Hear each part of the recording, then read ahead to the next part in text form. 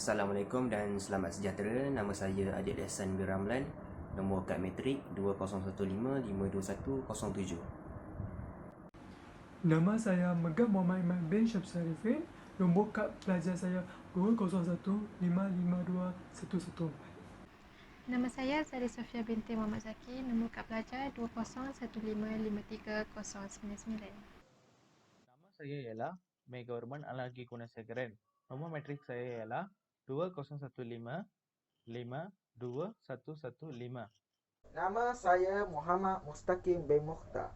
Nombor kad pelajar saya 2015526007. Halo, selamat sejahtera. Nama saya Ebris Juli. Nomor kad matrik saya ialah 2015521111. Bahasa kolokvial atau bahasa basahan ialah bahasa yang digunakan dalam pertuturan seharian. Bahasa kolokvial menggunakan struktur ayat yang mudah dan tidak mementingkan peraturan tata bahasa. Kebiasaannya, bercakap bahasa kolokvial ini sehari-harian hasil daripada pengaruh persekitaran dan juga latar belakang keluarga. Biasanya bahasa kolokvial digunakan untuk berinteraksi dengan rakan kenalan ataupun ahli keluarga dan lebih bertujuan untuk pertanyaan khabar, bergosip, bercerita, berjual beli dan sebagainya. Bahasa kolokvial wujud campuran unsur-unsur bahasa lain dari segi pembedahan kata, sebutan maupun ungkapan. Latar belakang kajian. Media sosial adalah sejenis media yang digunakan terus secara talian dengan membolehkan para pelajar Universiti Malaysia Perlis dengan mudah untuk menyertai, berkongsi dan mencipta isi mengikuti blog, rangkaian sosial, wiki, forum dan dunia visual. Jaringan sosial merupakan laman di mana setiap orang yang boleh membuat laman web secara pribadi. Terdapat 6 ciri-ciri bahasa kolokvial. Ciri yang pertama ialah cara penyampaian. Ringkas dan tidak mengikuti ejaan perkataan sepenuhnya, tetapi pendengar dan pembaca dapat memahaminya.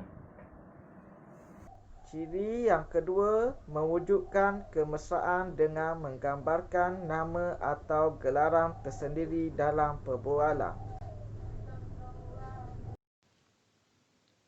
Ciri yang ketiga, penggunaan dialek utara. Variasi satu bahasa yang berhubung dengan satu kumpulan masyarakat, penutur dan pendengar datang dari satu tempat yang sama. Ciri yang keempat ialah tidak pentingkan penggunaan tata bahasa dengan memendekkan kata serta mengurangkan bahagian-bahagian tertentu dalam ayat.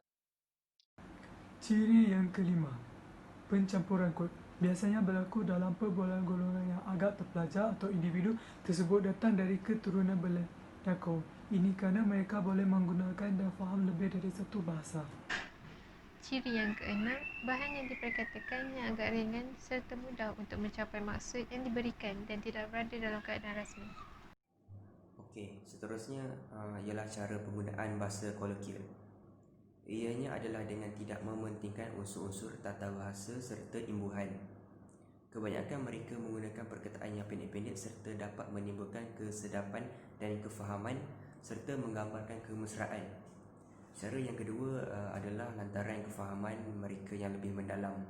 Ianya dapat memudahkan mereka berhubung di samping dapat memudahkan mereka untuk menyatakan maksud dengan lebih cepat dan pantas. Seterusnya adalah perbezaan bahasa buku dan bahasa kolokvial. Jadual 1 merupakan contoh penggunaan bahasa basahan yang digunakan oleh pelajar UNIMEP di media sosial seperti perkataan ini dipendekkan menjadi ni, dekat dipendekkan menjadi kat, mengada dipendekkan menjadi ngada dan sebagainya. Seterusnya, bentuk kependekan di media sosial. Terdapat 4 bentuk singkatan. Yang pertama, pengguguran suku kata bagi perkataan dengan, digugurkan suku kata dan menjadi gan. Selain itu, pengguguran vokal bagi perkataan esok digugurkan vokal O menjadi ESK.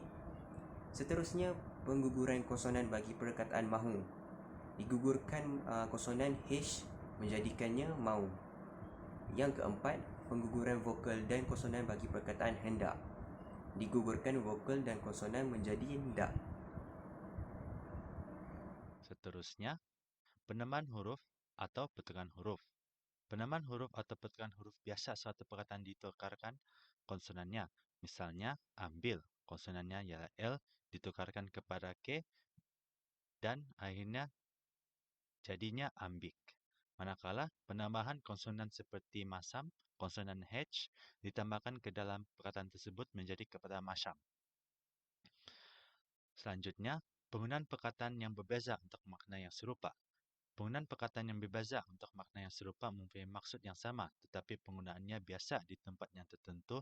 Sebagai contoh, sedang merupakan perkataan bahasa baku yang sering digunakan dan diterima sebagai konvensi rasmi, seperti membuat tugasan atau email kerja, manakala tengah pula digunakan dan diterima sebagai konvensi tidak rasmi, seperti berinteraksi bersama kawan-kawan.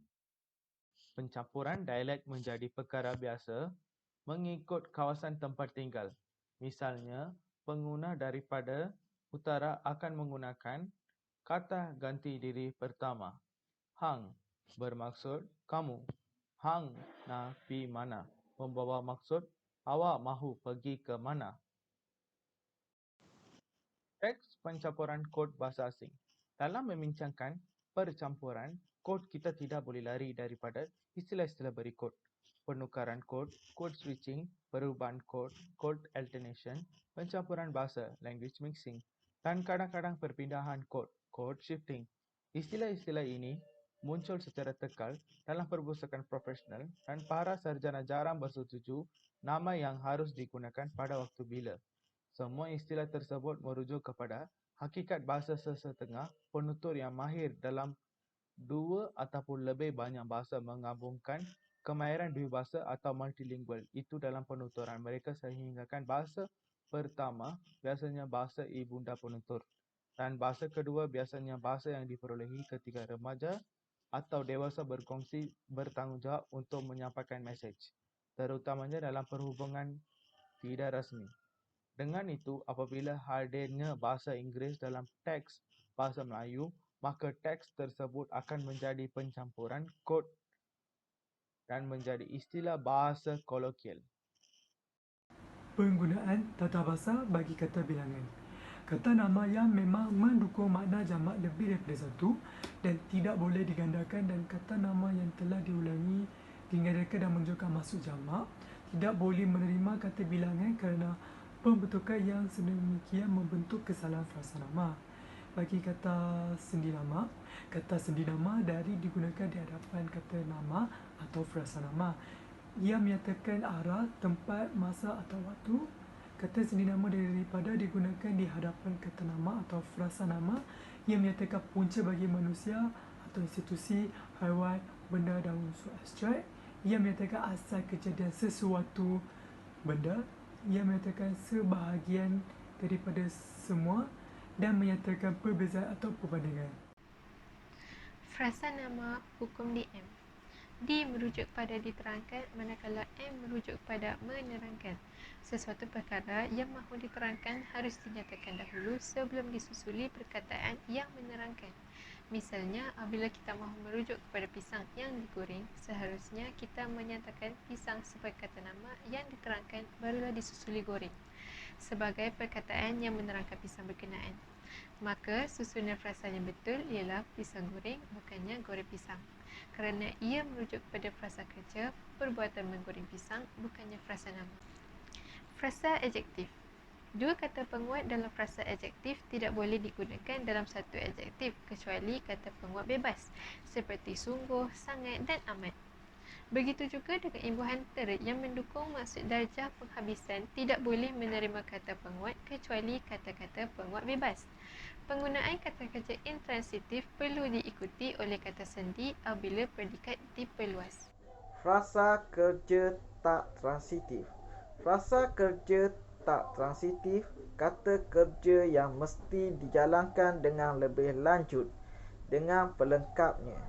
Menggunakan frasa adjektif, frasa sendi dan frasa nama sebagai pelengkapnya. Frasa adjektif, frasa sendi dan frasa nama hadir sesudah kata kerja tak transitif untuk melengkapnya. Penggunaan bahasa mesra dan teks penggunaan bahasa mesra. Bahasa mesra menggunakan gelaran atau kata ganti yang menunjukkan kemesraan. Nama sendiri, gelaran, gelaran kekeluargaan biasanya menggunakan partikel lah. Dengan itu, bahasa mesra bukan bahasa standard dan tidak sesuai digunakan dalam urusan rasmi. Akhir sekali, kesimpulan, bahasa kolokial merupakan bahasa yang dipakai atau digunakan sehari-hari dalam pertuturan.